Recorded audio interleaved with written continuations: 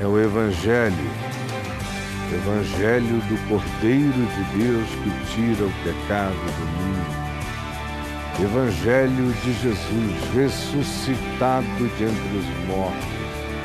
O Evangelho da vida, o Evangelho da criação. Eu vou ler em Mateus, no capítulo 24, do verso 45 ao 51, mas olha aqui para mim. Eu falei na semana passada, você estava aqui, você lembra, você ouviu, e quem não estava, é só ir no YouTube, no meu canal, e achar lá a mensagem de sexta-feira ou de quinta-feira passada, quando eu falei sobre o que Jesus definiu como uma sequência de eras, de aeões, que haveriam de se acumular e de se encavalar, até se chegar ao cenário definitivo e que caracterizaria o tempo e a manifestação da sua vinda, sem épocas definidas, sem anos, sem datas, sem nada, porque ele disse que será como um ladrão de noite, e ele disse que seria como um relâmpago que, saindo do Oriente, se mostra no Ocidente. E a advertência é: fiquem espertos, sejam vigilantes, percebam os sinais de natureza político-escatológica vinculada a Israel, os sinais relacionados à política global, os sinais sísmicos de todo tipo de fenômenos chocantes, os sinais relacionados a uma desordem natural crescente, a ponto de que chegará o dia em que os mares crescerão tanto que os homens terão crises de angústia, medo e pânico, e que o grande fluxo urbano vai ser na direção das montanhas.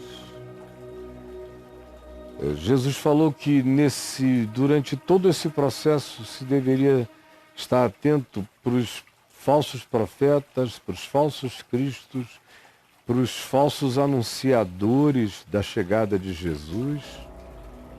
E disse que eles proliferariam, e falou de todo tipo de catástrofe social, econômica e morte, cavalos e bestas crescendo sobre a terra.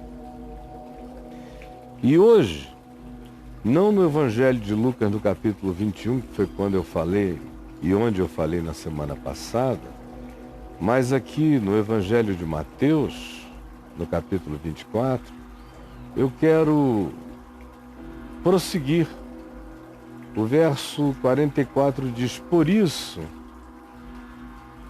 por causa de todo esse ambiente, todo esse contexto, toda essa circunstância, toda essa situação, toda essa convergência de cumprimentos, produzindo um volume de angústia enorme a ponto de que os homens desmaiarão de terror pela expectativa das coisas que sobrevirão ao mundo, porque os poderes das coisas até então instituídas, os poderes dos poderes dos céus, os poderes de todas as ordens dimensionais e de todas as camadas de existência à nossa volta, seriam completamente abalados desde a estrutura mais íntima e profunda. E aí Jesus, no verso 45, começa a dizer quem é, pois. Esse pois é um evocativo do contexto de ódio, de desagregação, de confronto e hostilidades mútuas na terra e tudo mais que eu já descrevi, que aqui você encontra com facilidade. Quem é, pois? Quem é em razão disso? Quem é por causa disso? Quem é porque as coisas serão assim? Quem é o servo? O servo fiel. Quem é o servo prudente? Fiel a Cristo, fiel ao Evangelho ensinado por ele. Jesus é o Evangelho é Jesus. Fiel ao próximo, fiel à sua própria consciência, fiel ao seu próprio caráter, fiel a princípios, fiel à vida. Quem é, pois, o servo fiel? Fiel e prudente, e sensato, e moderado, e em busca de discernimento, e precavido, e atento bastante, a quem o Senhor confiou os seus irmãos, os seus conservos, o seu próximo, para que eles, sendo servos de Deus, fiéis e prudentes, cuidem do sustento, do cuidado e da manutenção do coração e da alma dessas vidinhas de Deus, entregues aos cuidados de servos fiéis e prudentes. Quem é? Essa é uma questão invocativa. Apresente-se. É isso que Jesus está dizendo. Quem quer ser assim? Durante esse tempo, enquanto se espera a volta do Senhor, enquanto a fé morre, porque Jesus mesmo perguntou: e quando vier o Filho do Homem, porventura encontrará fé na terra? Quem é esse que vai se apresentar para ser fiel e prudente no tempo em que os abutres voam pela abundância dos cadáveres no chão do mundo? Do espírito da morte atraindo abutres do inferno? Quem é esse que nos piores dias, e em todos os dias, e em cada nova geração da história, quem é esse? Servo meu, fiel, que tem raiz de caráter no meu caráter, diz o Senhor. E quem é o servo prudente, sensato, sábio, vigilante, a quem o Senhor vai confiar seres humanos para que eles lhes tragam o sustento espiritual, o sustento emocional, o sustento psicológico, o sustento de esperança, o sustento de fé. Quem são esses? Apareçam, apareçam, apareçam, ofereçam-se. Nesse tempo de espera, de cinismo, quando os homens dizem: e a volta de Cristo, quando será? E aquele tempo do qual se falava que não tardaria, que logo seria, já são interpostos 2000 anos, onde ele está? Cadê ele? As coisas continuam as mesmas, como desde o início detectável da criação. E cadê esse novo tempo? Cadê essa nova hora? Cadê essa invasão dos céus na terra? Quem é esse servo que vai se oferecer para viver fiel e prudentemente, trazendo sustento espiritual àqueles que lhes foram confiados pela graça de Deus, na época do cinismo, da descrença, do caos, da morte da esperança, da epidemia do suicídio, do estado apanicado de existir cronicamente. Quem é esse? Quem são esses? Bem-aventurado é aquele servo meu, discípulo meu, diz o Senhor Jesus, a quem eu, quando vier, o achar fazendo isto, sendo fiel, sendo prudente e dando sustento espiritual, manutenção, renovação de esperança ao meu povo. Esse é o bem-aventurado. Esse é aquele que diante de mim está e será exaltado. Portanto, bem-aventurados sejam todos esses que se oferecem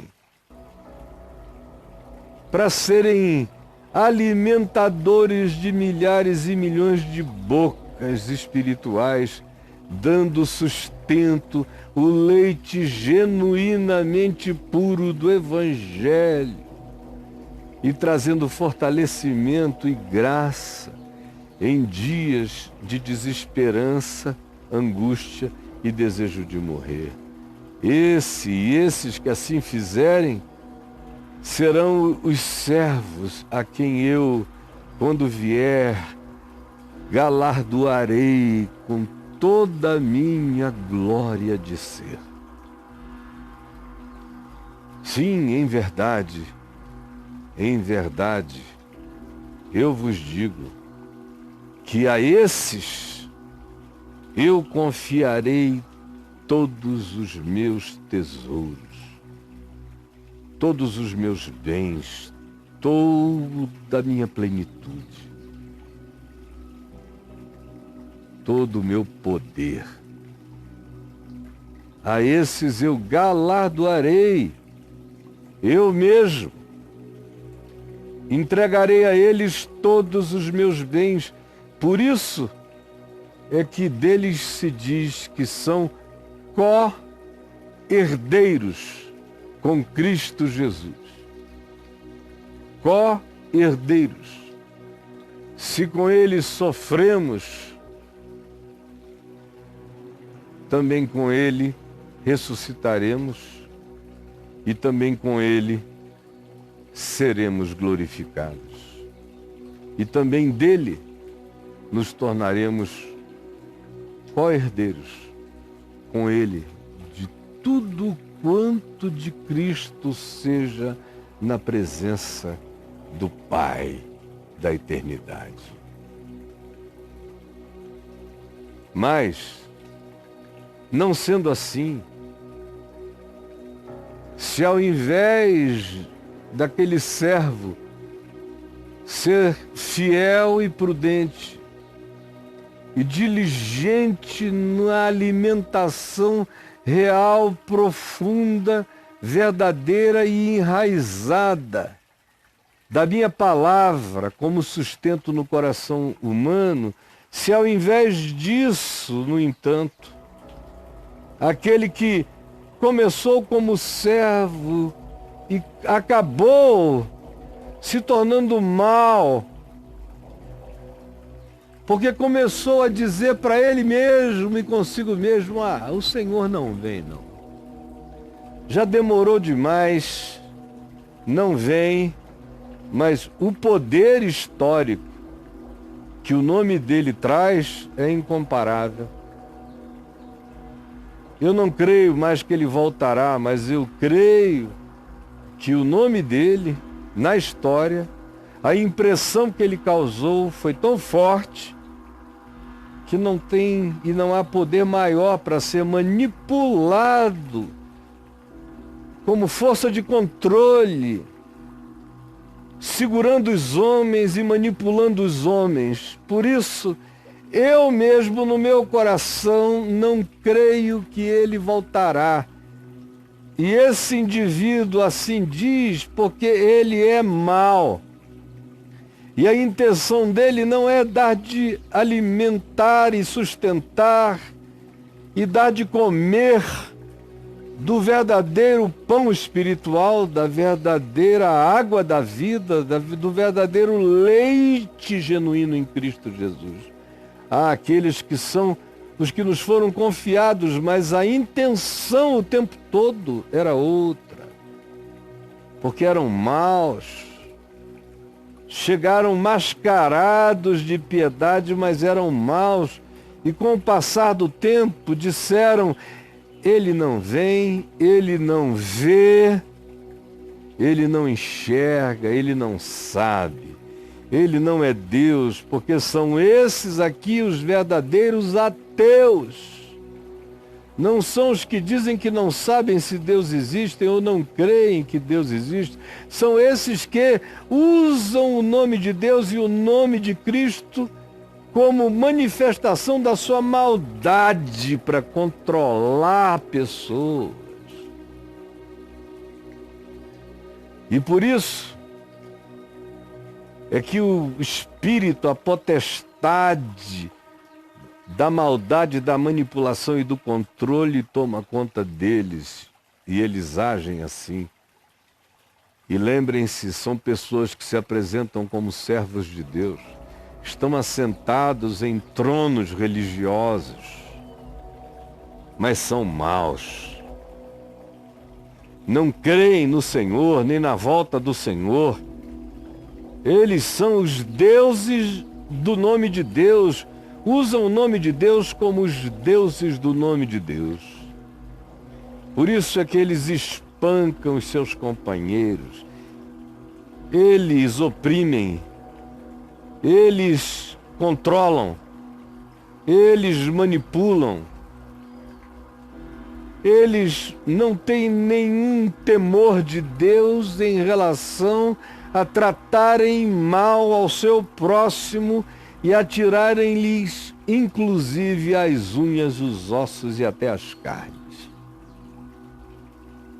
Também, eles se entregam à luxúria pessoal, a uma vida que tem a ver exclusivamente com que o dinheiro e as propriedades podem sinalizar. Eles vivem só para comer, para beber e para se divertirem, se entorpecendo como ébrios, sem nenhuma prudência, sem nenhuma fidelidade, sem nenhum amor, sem nenhum cuidado em relação a cuidarem da vida de si mesmos e da alma dos seus próximos. Ao contrário, Deus se transformou em poder de manipulação para eles. E Jesus já dizia: por que os homens vão achar que a minha volta demora? Bem-aventurado seja aquele que não se importar com isso e se mantiver fiel e prudente, dando sustento àqueles que vêm a eles buscar alimento. Esse vai receber de mim tudo quanto eu tenho. Mas ai daqueles que se escondem atrás do meu nome, do nome do meu Pai, pois são maus e manipuladores, são lobos vestidos de peles de Cristo, e que não creem nem em mim, muito menos na minha volta, e que aproveitam que o povo pergunta e diz que eu demoro, e eles aproveitam-se disso e se auto-instituem como donos desses pobres seres humanos, desse rebanho da desesperança, que é usado, que é manipulado, que é comido vivo, enquanto esses indivíduos vivem para sua autossatisfação, para sua autoglorificação, para o seu autoenriquecimento. Mas saibam, virá o Senhor virá. E vai pegar esse indivíduo no dia em que ele não espera. E na hora que ele não sabe, você vai ouvir dizer: o Senhor virá e vai pegá-lo e castigá-lo-á, lançando-lhe a sorte com os hipócritas. O inferno é dos hipócritas e dos mentirosos e dos manipuladores e dos perversos. É naquele lugar onde o som é choro e raiva, ranger de dentes, porque gente assim nem o inferno cura, nem o castigo desentorta. Você está sendo pastoreado por alguém assim? Eu tenho encontrado cada vez mais dezenas e centenas de pessoas que me abordam em todos os lugares, em todos, das maneiras mais fortes, como ontem chegando aqui a Brasília, falando aqui e ali com uma pessoa, com outra, de repente vem aquela moça de uns 30 e poucos anos, loura, intensa, veio logo chorando em cima de mim e se jogou em cima de mim chorando. No meio do aeroporto, com gente para todos os lados, e ela chorando e dizendo: obrigado, obrigado, obrigado.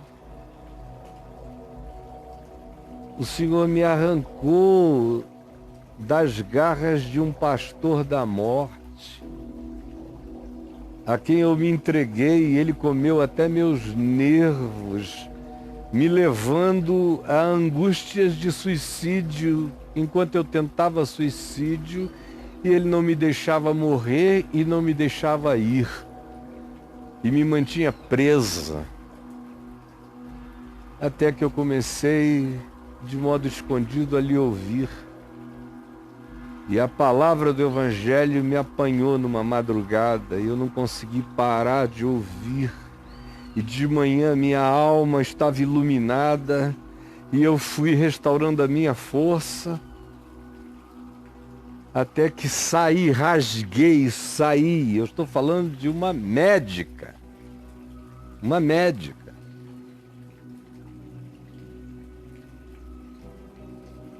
Hoje ela está casada com um outro homem. Isso aconteceu há 4 anos. Ela encontrou outra pessoa e que ela trouxe para vir falar comigo. E ele disse: olha, muito obrigado, porque a vida dela foi salva.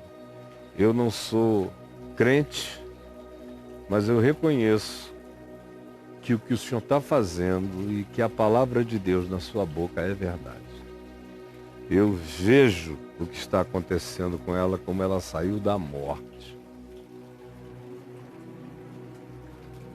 Aqueles que estão dando sustento a você, estão lhe dando o pão simples, puro e simples do Evangelho, que ensina a viver, que ensina a perdoar, que ensina a deixar livre, que ensina a libertar, que ensina a amar, que ensina a ter força para atravessar.